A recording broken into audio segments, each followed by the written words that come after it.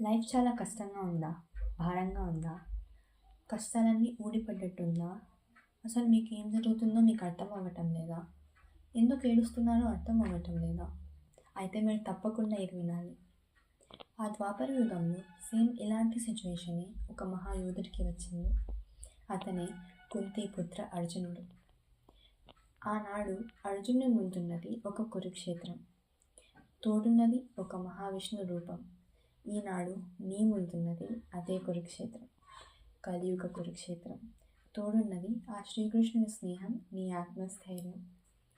సైన్యం లేని యుద్ధం, జ్ఞానంతో పాటు వ్యూహ సామర్థ్యాలను కోరే పోరు ఆరంభం. నీ చేతిలో గాంధీవం, కానీ నీ మదిలో సందేహం. ఇటు ఆరంభానికేమో పోరు సిద్ధం. ఓ పార్థ, ఛేదించు. ఛేదించుటకు ఆదియే శూన్యం.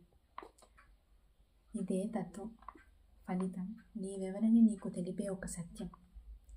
ఇదే మహాభారత సారం. అందరూ ప్రేమతో అనండి, రాధే కృష్ణ.